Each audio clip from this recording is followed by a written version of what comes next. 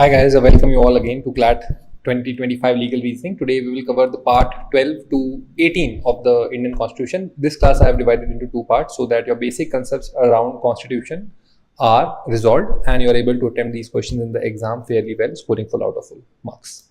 So let's begin.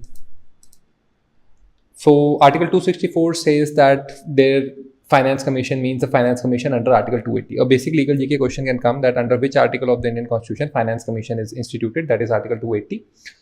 Then the next Article 265 basically lays down the law that no tax shall be levied or collected except by the authority of law.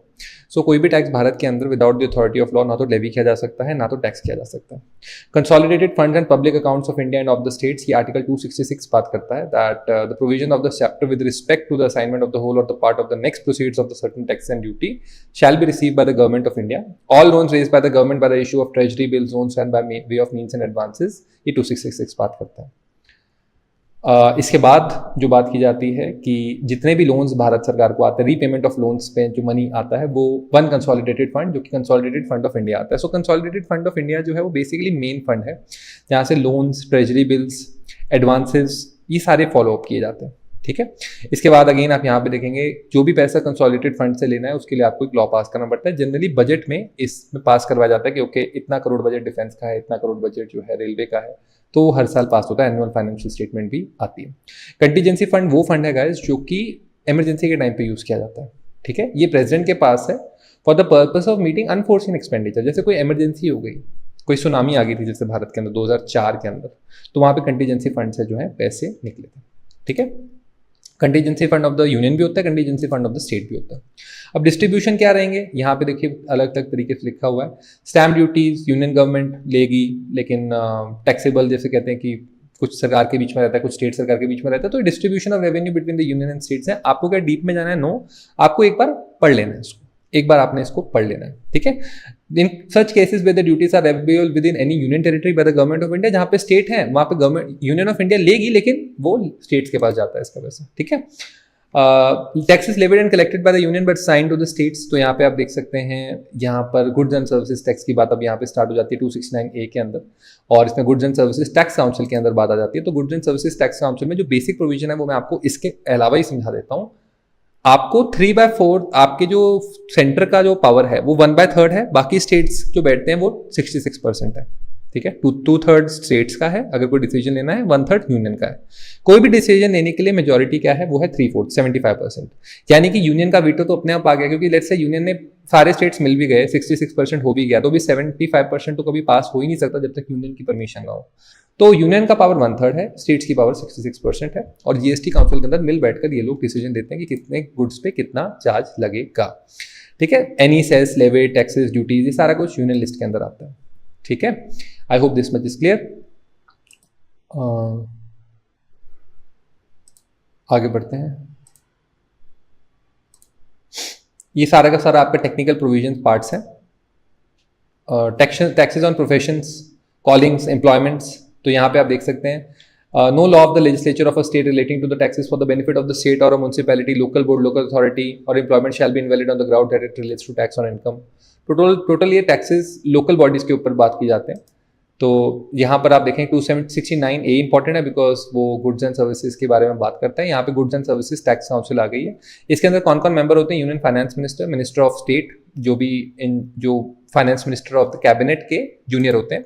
उसके बाद minister of charge of finance or taxation, different states के, पंजाब का अपना minister of finance है, हरियाणा का अपना है, हिमाचल का अपना है, वो लोग भी इसके मेंबर होते हैं. और फिर वाइस चेयरपर्सन होते हैं, जो वाइस चेयरपर्सन वो होते हैं जो फाइनेंस मिनिस्ट्रीज के अंदर से अपने आप ही चुनकर चूज करते हैं. उसके बाद टैक्सेस, क्या क्या गुड सर्विसेज लगेंगे, सब कुछ इसके अंदर आता है. और स्पेशल प्रोविजंस है विद रिगार्ड टू हिली स्टेट्स, हिमाचल प्रदेश, अरुणाचल प्रदेश, सिक्किम, त्रिपुरा, बिकॉज ये अपने आप में बहुत ज्यादा गुड्स प्रोड्यूस नहीं करते हैं, बिकॉज यहाँ पर फॉरेस्ट का आपको जिसे कहते हैं कि एक फॉरेस्ट को मेंटेन करना है, तभी ये लोग हिली स्टेट्स बचेंगे, तो इसलिए वहां पर उनको एडिशनल बेनिफिट्स दिए जाते हैं. Right. Crude oil, speed, diesel, motor, natural gas पर क्या रहेगा, ये सब आप एक बार पढ़ सकते हैं, बट मेजरली आपको पढ़ने के 279 है, 269 है, 265 ये पढ़ना है. 1/2 of the total members of the goods and services taxes shall constitute the quorum at its meeting. quorum का मतलब ये है कि इतने मेंबर होने ही चाहिए, तो हाफ मेंबर होने चाहिए, तब मीटिंग आगे बढ़ेगी। हाफ मेंबर मतलब 50% मेंबर्स जो है प्रेजेंट एंड वोटिंग होने चाहिए। Every decision shall be with by majority of not less than 3/4। ठीक है, सेंट्रल गवर्नमेंट का वोट 1/3 है और बाकी स्टेट गवर्नमेंट का कुल मिलाकर 2/3 है। तो यानी कि सेंट्रल गवर्नमेंट की आपको परमिशन चाहिए ही चाहिए, तभी हो पाएगा इसके अंदर। बाकी जो यहाँ पर आता है goods and services tax shell establish, कोई भी अगर आप स्टेट्स के बीच में डिस्प्यूट हो जाता है between the government of India और वन और more state, between the government of India और एनी अदर स्टेट्स, बिटवीन 2 और मोर स्टेट्स, तो वो सारा इसके अंदर आएगा। कोई भी जो एक्ट और प्रोसीडिंग्स है goods and service tax council की, वो इनवैलिड इससे नहीं होगी कि कोई वैकेंसी थी या लेट्स से कोई स्टेट फाइनेंस मिनिस्टर आ नहीं पाया या यूनियन फाइनेंस मिनिस्टर आ नहीं पाए। अगर कोरम मीट हो रहा है तो आप आगे बढ़ सकते हैं। अब हम बात करते हैं फाइनेंस कमीशन की। तो प्रेसिडेंट 2 साल के अंदर अंदर कमेंसमेंट ऑफ कॉन्स्टिट्यूशन में और thereafter at the expiration of every 5th year or at such earlier time by order constitute a finance commission, जिसके अंदर चेयरपर्सन होंगे और 4 अदर मेंबर्स होंगे। ये क्वालिफिकेशन बताएंगे कि उन फाइनेंस कमीशन की मेंबर्स क्या रहेगी। इस फाइनेंस कमीशन का जो पर्पस रहेगा वो ये रहेगा कि यूनियन और स्टेट्स के बीच में कितने टैक्सेस जो है वो डिवाइड होने चाहिए। प्रिंसिपल्स जो ग्रांट इन एड जो सेंटर देता है स्टेट्स को, वो सेंटर के पास बहुत ज्यादा टैक्सेशन पावर रहती है, कितने देने हैं, रेवेन्यूज कितने देने हैं, वो इसके अंदर आते हैं। Measures needed to augment the consolidated fund of the state. उसके अलावा any other matter refer to the commission by the president in the interest of sound finance and such procedure जो है वो इसके अंदर आता है। Borrowing by the government of India की अगर हम बात करते हैं तो executive power of the union extend करता है to borrowing upon the security of the consolidated fund of India such limits के अंदर जो कि भारत की सरकार बोरो कर सकती है। और इसके ऊपर भी रूल्स होते हैं कि बोरो कितने करना है, कितना इंटरेस्ट पड़ेगा, कैसे सरकार जो है भारत की वापस देगी, अगर किसी को लोन दे रही है तो किस प्रकार से उसके अंदर वापस उससे पैसे लेगी। कॉन्ट्रैक्ट राइट्स एंड लायबिलिटीज की बात करें, देखिए executive power of the union, आपको मैं बात बता दूं, स्टेट जो है वो सबसे बड़ा लिटिगेंट है, क्योंकि स्टेट अपनी लायबिलिटीज कभी पूरी कर पाता है, कभी स्टेट के खिलाफ कोई पूरी नहीं कर पाता, तो स्टेट सबसे ज्यादा केसेस करते हैं। तो बिजनेस कर सकता है स्टेट, ऑब्वियसली जो union of government of India वो बिजनेस भी करती है। जैसे एयर इंडिया चला रही है तो ऑब्वियसली वहाँ पे बिजनेस प्रॉफिटेबल करने के लिए कोशिश करते हैं, रेलवेज को प्रॉफिटेबल करने की कोशिश करते हैं। तो shall extend to carry on any trade और बिजनेस और holding and disposal of the property as per as they want.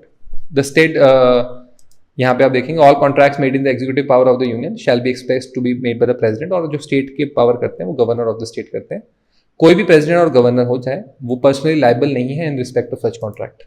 ठीक है, आर्टिकल 300 की बात करें, सूट्स एंड प्रोसीडिंग्स, तो गवर्नमेंट ऑफ इंडिया को जो है अब यहाँ पे आप ध्यान से देखिए, सू किया जा सकता है, सूट किया जा सकता है by the name of the union of India and the government of the state में भी suit by the name of the state. तो गवर्नमेंट केस क्या होता है, जैसे लेट्स से आपका नाम है एक्स, तो जनरली ऐसे होता है X versus state of Haryana या X versus union of India.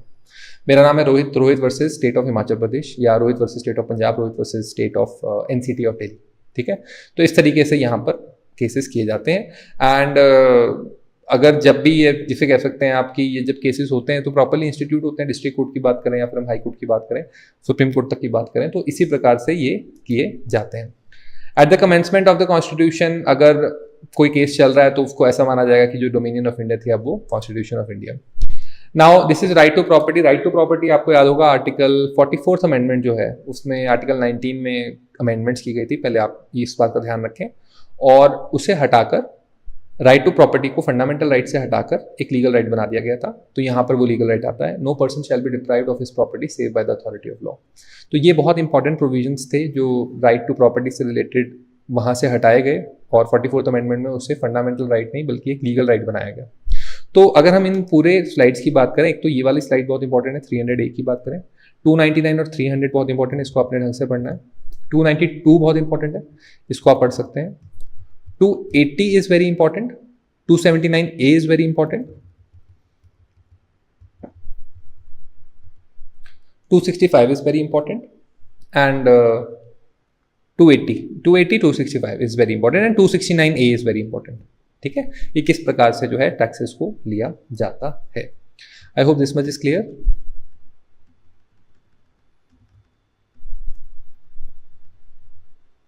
So that was all for now. This has another part जहाँ पे मैं कॉन्ट्रैक्ट्स की बात करूंगा आपके साथ इस क्लास के अंदर, कि कॉन्ट्रैक्ट्स भारत की सरकार freedom of trade, commerce, imports कैसे करती है बिटवीन द स्टेट्स। ठीक है, उसको हम नेक्स्ट सेशन के अंदर कवर करेंगे।